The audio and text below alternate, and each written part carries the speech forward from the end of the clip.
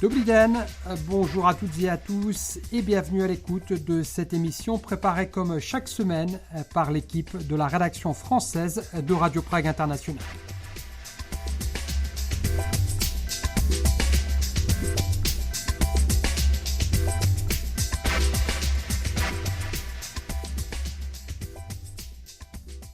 Seuls 5 à 7% des Tchèques répondent chaque année à l'appel des autorités sanitaires et se font vacciner contre la grippe saisonnière, et ce, alors que le taux moyen de vaccination en Europe est de 20%. Cette année, les médecins appellent encore davantage à la vaccination antigrippale, et ce, bien évidemment, dans le contexte de la crise sanitaire en lien avec le Covid-19. Nombreux à répondre à cette alerte, les candidats à la vaccination sont toutefois confrontés à une pénurie de vaccins, et ce notamment dans les grandes villes, comme nous l'explique Magdalena Rozinkova. Les Tchèques, d'ordinaire assez réticents à se faire vacciner contre la grippe saisonnière, responsables d'environ 1500 décès par an dans le pays, ont changé d'avis en cette période de pandémie. Même ceux qui ne sont pas considérés comme des personnes à risque sont nombreux à vouloir se faire administrer le vaccin antigrippal. C'est aussi le cas de Šárka, une Pragoise qui a décidé de se faire vacciner cette année pour la première fois de sa vie. Tak nějak jsem to vždycky nechala být, ale v poslední době, když člověk více uvažuje celkově o svém zdraví, tak jsme se prostě... Toute ma famille, et dans mon cas, l'épidémie de coronavirus nous inquiète et nous a fait réfléchir un peu plus sur la prévention des maladies, a-t-elle confié à la radio tchèque. Pour pouvoir se faire vacciner, Šárka a été obligée de passer par le cabinet de son médecin traitant. Car en République tchèque, les généralistes sont les seuls qui peuvent administrer les vaccins contre la grippe. Le système de distribution est ici compliqué et peu flexible, ce qui serait dû justement au faible intérêt des Tchèques pour ce type de vaccination. Les médecins tchèques doivent acheter à leurs frais avant chaque saison hivernale une certaine quantité de vaccins en fonction du nombre approximatif de patients qui voudront se le faire administrer. Rien que l'année dernière, environ 40 000 doses de vaccins inutilisés ont ainsi été détruites. Cette année, la situation est tout autre. En été, les autorités ont annoncé qu'environ 900 000 doses allaient être fournies avant le début de la saison grippale, soit 15% de plus que l'année passée. Confrontés à eux une demande qui a presque doublé comparée aux chiffres habituels, les généralistes craignent la rupture de stock. Et Josef Stolfa, qui a son cabinet à Prague, a commandé 150 vaccins, soit à peu près le même nombre que les années précédentes. Or, il a été sollicité par 300 patients. Je constate un énorme intérêt pour la vaccination contre la grippe chez les personnes jeunes et en bonne santé. Leur nombre a doublé comparé à l'année dernière. Les personnes à risque et atteintes de maladies chroniques que nous prenons en charge ont pour la plupart déjà été informées et vaccinées. Mais toutes les personnes susceptibles de développer des complications et par conséquent de menacer les capacités de traitement des cabinets et des hôpitaux ne recevront probablement pas le vaccin cet automne. Le père de Teresa, âgé de 69 ans, a été refusé par son médecin généraliste dans le 9e arrondissement de Prague. Teresa raconte. Paní doktorka tatínka teda informovala o tom, že měla zažádáno určitý počet vakcín. Le médecin a informé mon père du fait qu'elle avait commandé suffisamment de doses, mais qu'elle en avait finalement reçu qu'un nombre très restreint. Alors elle a été obligée de faire le tri parmi les patients, c'est-à-dire de donner la priorité aux personnes les plus âgées et les plus malades. Mon père, même s'il s'était fait vacciner contre la grippe chaque année, a été refusé cette fois-ci. Le médecin lui a prescrit une ordonnance électronique en lui recommandant d'essayer de se procurer le vaccin lui-même. J'ai contacté une dizaine de pharmacies ainsi que 2 branches de l'Institut national de la santé et partout c'était la même réaction. Les stocks ont déjà été épuisés et il n'y aura pas de doses supplémentaires cette saison. To opravdu beznadějné, že už žádné další dávky pro letošní rok nebudou. Président de l'association des médecins généralistes, Petr Šonka propose une solution. My se v rámci vlastně sdružení praktických lékařů jsme se domluvili na tom, že... Dans le cadre de notre association, nous sommes en train de mettre en place un système de communication. Il permettrait aux médecins en pénurie de doses d'envoyer les patients chez leurs collègues qui en ont peut-être en trop. Ainsi, les gens pourront se faire vacciner aussi dans les cabinets où ils ne sont pas enregistrés.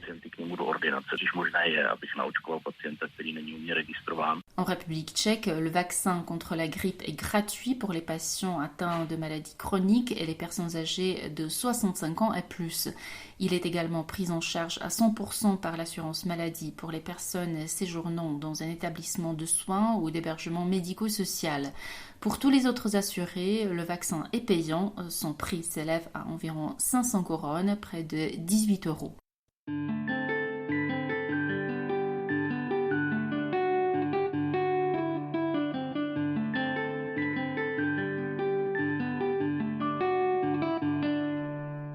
Organisateur de concerts et de spectacles ayant travaillé notamment avec U2 et les Rolling Stones, Serge Grimaud nous parle de la situation actuelle dans son domaine. C'est également à lui que l'on doit la venue d'un certain Michael Jackson à Prague en 1996.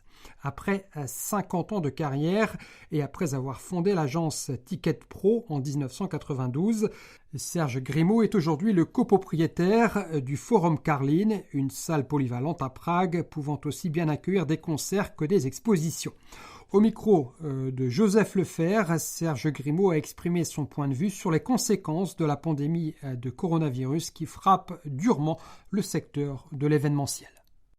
Pouvez-vous nous expliquer votre point de vue, votre ressenti sur cette crise sanitaire, cette période qui n'a jamais été vue auparavant et qui a fortement impacté le domaine de l'événementiel et de la culture en général? Eh bien, une chose est certaine, c'est que personne n'a vu venir qu'est-ce qui s'est produit jusqu'à date et malheureusement, personne ne voit comment est-ce qu'on va s'en sortir. Les habitudes des gens, c'est la chose la plus difficile et la plus coûteuse à changer dans n'importe quel secteur d'économie.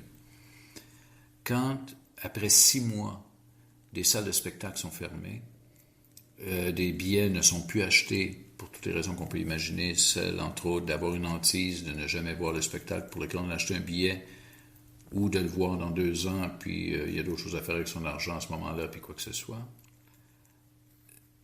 Ça fait de sorte que les habitudes des gens changent.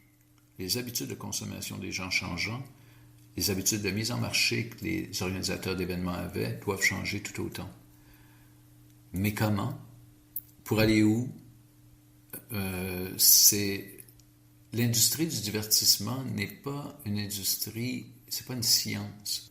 On a créé une industrie de plusieurs milliards de dollars et tout ceci qui existait va devoir être repensé complètement. Va devoir être repensé de par sa livraison. Comment est-ce qu'on va, dans les prochains mois, les prochaines semaines, les prochaines années, une fois que ça sera passé, comment est-ce qu'on va pouvoir faire pour continuer à mettre ça en marché et à faire ce qu'on fait?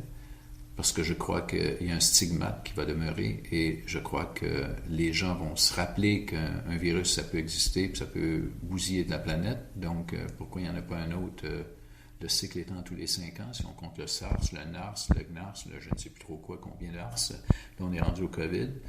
À tous les 5 ans, c'est le 4e. Donc, ça veut dire qu'il y a un cycle qui semble s'établir. On est déjà 1 an dans celui-là bientôt. Quand on va se remettre debout, il y en aura 1 an et demi, 2 ans, 3 ans de passé. Tout est en train de se transformer. Et pas pour le mieux, quoi. Justement, donc vous voyez des conséquences à long terme de la crise. Est-ce qu'elles seraient différentes en République tchèque comparées à l'échelle mondiale ou ce seraient les mêmes que vous constateriez? C'est la même chose un peu partout. Les artistes internationaux ne tournent plus. Ils ne pourront pas tourner avant encore 1 an et demi, je pense. Les artistes locaux en bénéficient momentanément, mais éventuellement vont s'épuiser. Il faut trouver une autre façon de divertir les gens, parce que les gens ont besoin de divertissement. L'industrie du spectacle n'est pas un luxe, comme ça l'a déjà été il y a beaucoup, beaucoup d'années. C'est devenu un lifestyle. C'est devenu une façon de vivre et d'être. Ça influence de la peinture des autos à la mode, à beaucoup de choses dans une société. Ça fait tourner un grand secteur, plusieurs secteurs d'activité, des festivals qui sont... Lorsqu'un festival arrive dans une ville, que ce soit un festival de jazz ou encore un festival de musique du monde ou un festival de rock, ils amènent pour chaque personne qui arrive dans cet endroit, il y a une activité économique incroyablement grande, il y a des retombées. Le même problème est universel. C'est un problème universel qui devra par contre avoir des solutions qui, elles, ne le seront pas parce que chacun des marchés se comporte l'eau bout de la même façon partout dans le monde, mais les gens ne servent pas de l'eau pour faire bouillir toutes les mêmes choses. On a un problème en ce moment avec l'eau bouillante, donc il va falloir trouver d'autres choses à mettre dedans, dépendamment des marchés. Je ne vais pas faire une allusion un peu cabotine, là, mais c'est un peu ça qui va se produire.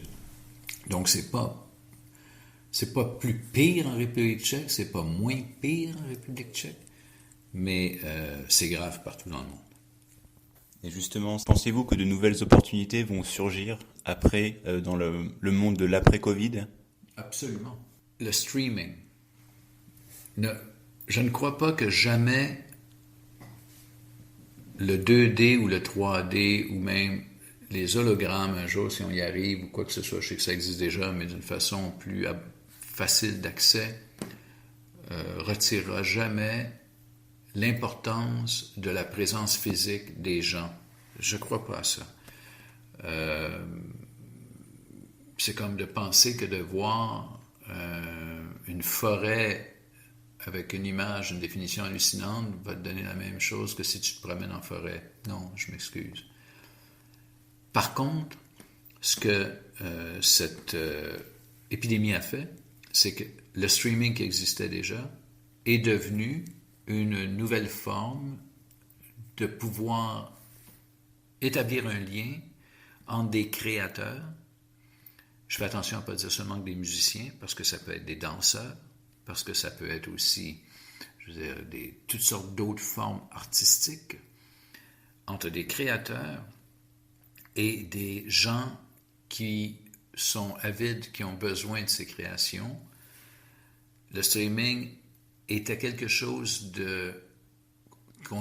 qui existait d'une façon fringe. C'était pas vraiment archi important. Ça l'était pour une certaine forme d'art, pour un certain groupe d'âge, pour les plus jeunes, parce que quand on est plus jeune, on est plus ouvert, on n'a pas encore d'habitude de créer, donc on cherche.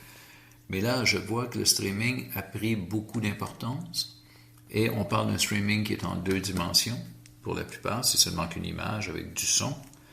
Que ce soit même en réalité virtuelle, ben là, à ce moment-là, on va pouvoir rentrer dans du streaming en 3D. Et je crois que pour plusieurs prestations scéniques, que ce soit des concerts ou autres, il y aura une possibilité d'avoir des revenus parallèles, c'est-à-dire celle de vendre des billets pour les gens qui sont présents et simultanément celles qui sont présents virtuellement, qui ont acheté une certaine forme de billet ou de droit d'entrée, et qui ont une autre expérience complètement différente que ceux qui sont dans la salle. Il va y avoir la coexistence de ces deux choses-là. C'est la première chose que je peux voir de positif dans cette situation actuelle. Mais pour autant, la présence physique des gens reste très importante. Et justement, avec ces temps difficiles, les gens ont besoin de se distraire, de se détendre, et donc d'aller voir, par exemple, votre exposition sur les impressionnistes au Forum Carline. Pensez-vous que le fait de limiter les événements culturels afin d'endiguer la propagation du Covid est-elle une bonne chose? Pensez-vous que les mesures du gouvernement justement sont adéquates avec le secteur de la culture? Bon, je pense qu'il y avait une urgence de réagir parce que tout le monde a fait face à un phénomène inconnu où il n'y avait pas de réponse, où il n'y avait même pas... C'était même presque impossible de savoir ce qui se passait au début. Je ne peux pas, je serais bien malveillant, moi, de blâmer quiconque dirigeait des pays, de leur dire « vous avez bien fait, vous avez mal fait » ou quoi que ce soit. Je pense que à un certain moment donné, au début, entre autres, tous ces gens-là ont tenté de réagir du mieux qu'ils pouvaient. La grande majorité des personnes qui étaient en charge, qui devaient prendre des décisions, ont pris les décisions du moment parfait, puis ils ont essayé de contraindre ça, puis il y en a qui ont réussi, il y en a qui ont moins bien réussi, il y en a qui ont bien réagi, il y en a qui ont moins bien réagi, puis ceux qui ont moins bien réagi, ben ça paraît dans les chiffres, et puis ça paraît dans la population, puis parce que, pour moi, pour vous dire franchement, j'en ai parlé à partir du mois d'avril, j'ai identifié ça comme la Troisième Guerre mondiale. Cette épidémie. Et je crois que c'est carrément ça. On aura vécu la Troisième Guerre mondiale parce que qu'est-ce qui se passe dans une guerre? Tu as un ennemi, et puis des fois il y a des alliés qui s'allient, puis essayer de battre cet ennemi.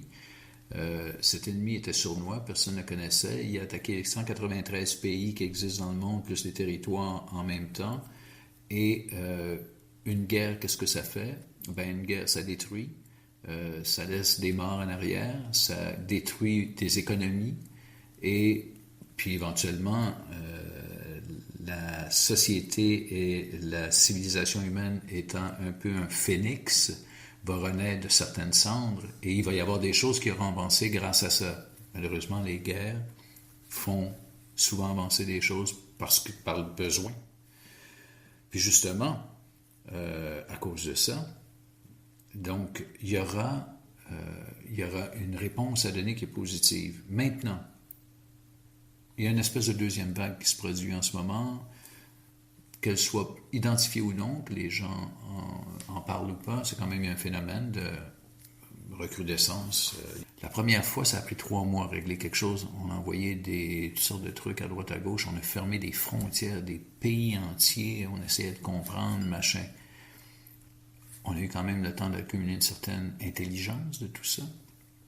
Là, on va voir si on a vraiment acquis une intelligence. Cette deuxième vague-là, parce que la gestion de la première était faite comme on pouvait, elle se doit d'avoir une gestion qui va donner des résultats beaucoup plus probants, rapidement, et non pas 3 mois, mais quelques semaines, que ce soit parce que au lieu de confiner un pays au complet, on va confiner des sections de pays, ou encore on va confiner des secteurs d'activité, où on va dire à certains endroits, OK, vous faites ci, vous faites ça, ou quoi que ce soit. Et là, on va voir si les dirigeants, et là, on va voir si vraiment c'est bien fait ou c'est bien géré. Parce que la première fois, je ne pense pas qu'on peut le mesurer. Maintenant, ça va être mesurable.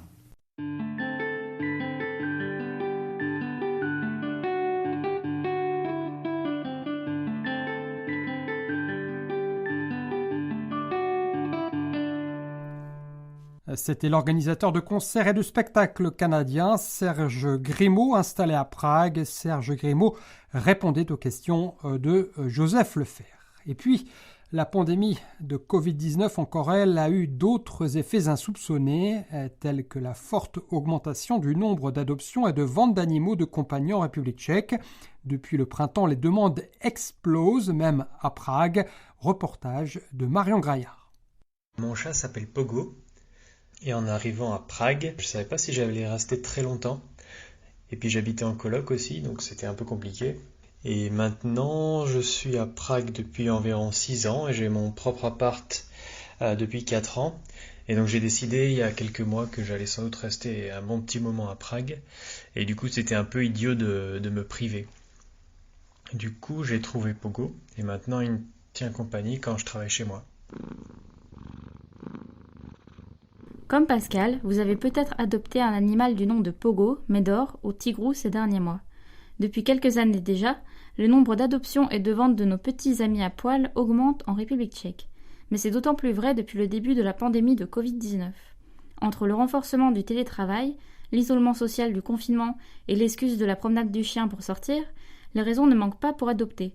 Les refuges pour animaux et chenilles tchèques ont souvent reçu plus de demandes d'adoption que d'habitude, pendant et après le confinement. C'est ce que confirme Eliška Smejlikova, bénévole à Chanta Kočići, une association pragoise qui recueille les chats errants et abandonnés pour leur trouver une nouvelle maison.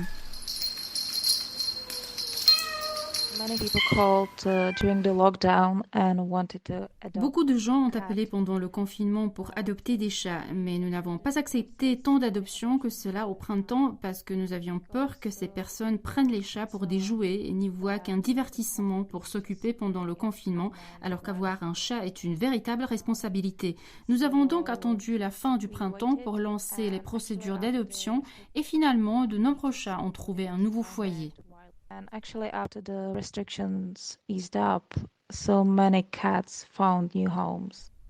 Et il faut dire que le nombre de chats prêts à être adoptés au refuge Santa Kochichi n'était pas suffisant cette année, notamment à cause de la pandémie, selon Eliška Smejlikova. We have 38 cats in the shelter at the moment. Nous avons 38 chats au refuge en ce moment et 5 en famille d'accueil. C'est beaucoup moins que l'année dernière au même moment parce que nous avons un nombre conséquent de chats malades, âgés et blessés. Je ne suis pas sûre qu'il y ait plus de chats abandonnés dans la rue que d'habitude depuis le début de la pandémie. Mais en tout cas, les bénévoles n'ont pas pu faire leur travail correctement cette année. S'il n'y a personne pour trouver les chats abandonnés, alors forcément, nous avons l'impression qu'il y en a moins que d'habitude.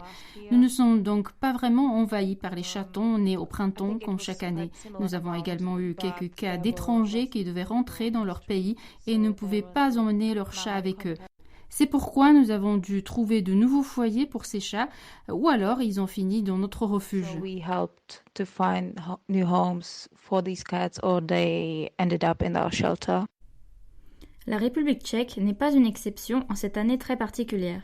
Ailleurs en Europe et en Amérique du Nord, de nombreux chenils et refuges ont battu leur record de vente et d'adoption juste après le confinement. Au refuge Santa Kochichi, par exemple, 50 chats ont trouvé un nouveau foyer depuis début mai. Après tout, dans les moments difficiles, tout le monde a besoin d'un coup de patte.